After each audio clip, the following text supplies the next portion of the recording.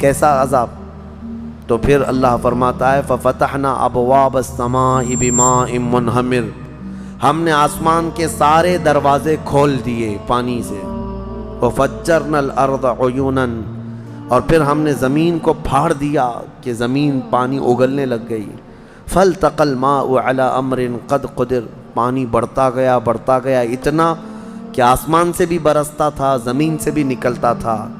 میرے عزیزو، آپ نے تو ممبئی میں باڑھ دیکھی ہے، سیلاب دیکھی ہے، یہاں پانی جب بھر جاتا ہے تو موت گلے تک آ جاتی ہے، خوف طاری ہوتا ہے۔ یہ تو ہلکا پھلکا پانی، 1 مالا ڈوبا ہوگا، کسی کا 2 مالا، لیکن وہ نوح علیہ السلام کے زمانے میں جو طوفان آیا، زمین کا کوئی پہاڑ بھی باقی نہیں تھا، اس کے اوپر پانی جا چکا تھا، زمین پر کوئی پہاڑ بھی باقی نہیں تھا۔ جو کفار آپ کی کشتی میں نہیں آئے وہ سب غرق ہوئے، یہاں تک کہ ان کا بیٹا جو کشتی میں نہیں آیا، آپ نے فرمایا تھا یا بنی ارکب معنا ولا تکن مع الکافرین، اے میرے بیٹے آ جا، ہمارے ساتھ سوار ہو جا، کافروں کے ساتھ مت جا۔ اس نے کہا تھا قال سآوی الی جبل یعصمنی من الماء، میں ایک پہاڑ کے اوپر جاؤں گا، مجھے پانی سے میں بچ جاؤں گا۔ اللہ نے فرمایا لا عاصم اليوم، آج کے دن کوئی بچانے والا نہیں ہے تمہیں، سب ختم ہو گئے۔ حضرت نوح علیہ الصلوۃ والتسلیم کی کشتی میں جتنے لوگ سوار تھے، یہ کشتی تقریباً 40 دن تک روئے زمین پر، پانی پر تیرتی رہی۔ پھر جب طوفان ختم ہوا تو کنارے پر جا کر کے یہ لگی، اس میں کئی دن گزر گئے، تو اللہ کی حمد بیان کی آپ نے، اور اللہ کریم کی اس نجات پر شکر بھی ادا کیا اللہ کا۔ وہ 10 محرم کا دن تھا۔ تو نوح علیہ السلام کی قوم پر آیا ہوا عذاب کا ذکر سورہ قمر میں اللہ تعالیٰ نے فرمایا ہے، اور اس سورہ قمر میں ایک آیت مکرر 4 مرتبہ اللہ تعالیٰ نے ارشاد فرمایا وَلَقَدْ يَسَّرْنَا الْقُرْآنَ لِلذِّكْرِ فَهَلْ مِن مُدَّكِرٍ، ہم نے قرآن یاد کرنے کے لیے آسان بنایا، ہے کوئی یاد کرنے والا؟ جواب دینا آپ لوگ اللہ کی بارگاہ میں۔ اللہ فرما رہے ہیں ہم نے یاد کرنے کے لیے قرآن آسان کیا ہے کوئی یاد کرنے والا؟ شاید اکثر مسلمان یہی کہیں گے ہم یاد کرنے والے نہیں ہیں، یاد کرنا تو دور کی بات ہے، پڑھنے والے نہیں ہیں۔ صفحہ 2 صفحہ پڑھ کر کے بھاگنے کا جی چاہتا ہے۔ ہم دیکھتے ہیں قرآن ہاتھ میں لیتے ہی کتنے لوگوں کا دل بے قابو ہونے لگتا ہے، اکتاہٹ آنے لگتی ہے، نعوذ باللہ من ذالک۔ یہ وہ دل ہیں جو کالے ہو چکے ہیں، یہ وہ دل ہیں جو بیمار ہو چکے ہیں گناہوں کی وجہ سے، ان کے ہاتھوں میں قرآن زیادہ دیر تک نہیں آ سکتا۔ اللہ کریم فرما رہا ہے کہ ہم نے قرآن یاد کرنے کے لیے آسان بنایا۔ میں سب کے لیے نہیں کہتا الا ماشاءاللہ، ابھی تو سال بھر کی بات تو چھوڑو، رمضان آیا ہے، ذرا گریبان میں جھانک کر کے دیکھنا کتنے پارے آج تک تلاوت کر چکے، تراویح کو چھوڑ کر کے قرآن کتنے لوگ اٹھائے، کتنے لوگوں نے پڑھا، کتنی تلاوت ہوئی۔ اللہ کی بارگاہ میں سب جواب دینا ہوگا آپ کو۔ قرآن میں رب تعالیٰ نے بار بار فرمایا، 4 بار فرمایا ہم نے یاد کرنے کے لیے آسان بنایا، ہے کوئی یاد کرنے والا؟ نہیں، پڑھنے والا بھی نہیں ہے۔ گھروں میں جو قرآن رکھے ہوئے ہیں مصحف، اس پر تو دھول جمع ہو رہی ہے، لوگ اس کو بھولے سے بھی ہاتھ نہیں لگاتے۔ عزیزان گرامی، حدیث پاک میں ہے، میرے آقا فرماتے ہیں کل قیامت کے دن جس کے خلاف قرآن اور رمضان کھڑے ہو جائیں گے، اس کو دوزخ میں جانے سے کوئی نہیں بچا سکے گا۔ جھگڑا کریں گے یہ قرآن اور رمضان، جس کے خلاف کھڑے ہو گئے کہ مولا اس کو دوزخ میں بھیجنا ہے، اللہ ان کی سفارش پر ان کو دوزخ بھیجے گا، اور ان سے دوزخ سے بچانے والا پھر کوئی نہیں ہوگا۔ قرآن اور رمضان یہ کمبینیشن ہے، اس کو آپ رمضان میں کثرت سے پڑھو، تلاوت کرو، اور جسے نہیں آتا وہ سیکھنے کی تو کوشش کرو۔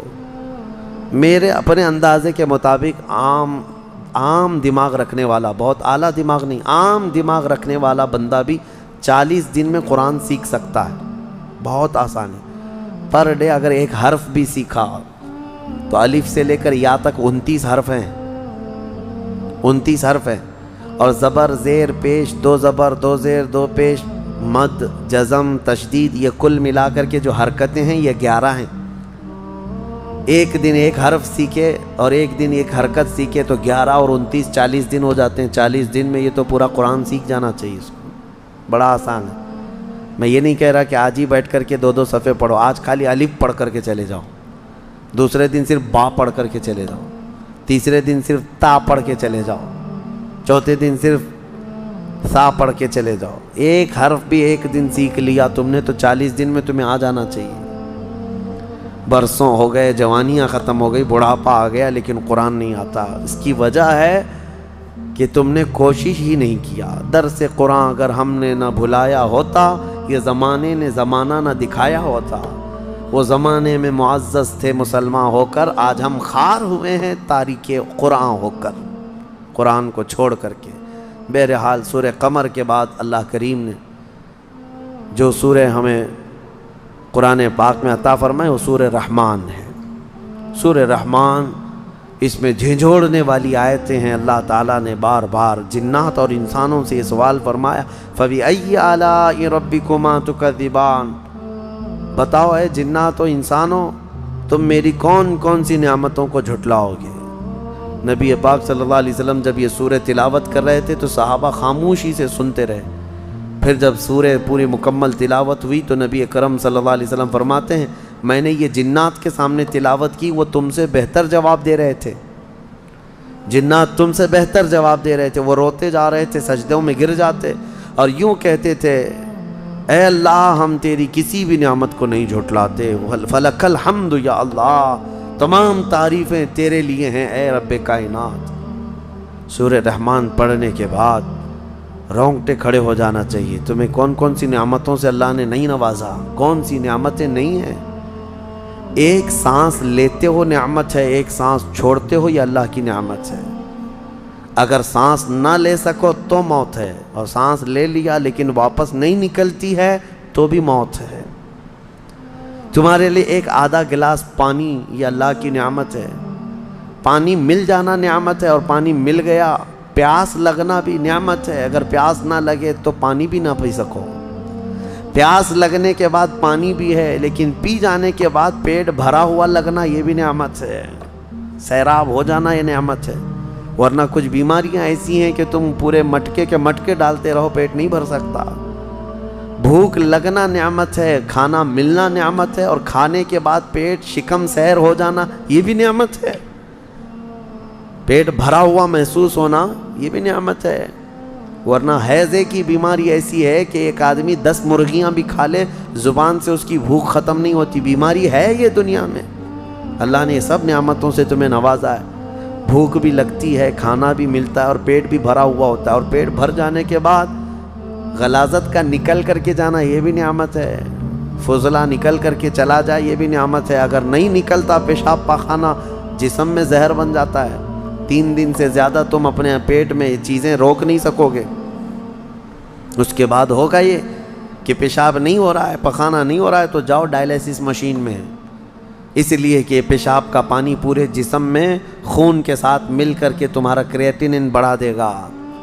اور اسی کو تو ڈاکٹر لوگ ابھی پیسے چھیلتے ہیں کہ گلے میں یہاں پر مشین ڈال کر کے پورا خون نکالتے ہیں، مشین میں 4 گھنٹے تک فلٹر کرتے ہیں، پانی الگ کرتے ہیں، پھر خون الگ کر کے واپس جسم میں ڈالتے ہیں۔ اور ایسا شخص جس کا پانی نہیں نکلتا، ہر 2 دن پہ اس کو ڈائلیسس کرانا پڑتا ہے کہ پانی نکالنا ہے، اور پھر پانی کتنا لیمیٹڈ پینا ہے، 2 دن کے اندر آدھا لیٹر پانی پینا ہے، بس اس سے زیادہ پانی نہیں پی سکتا۔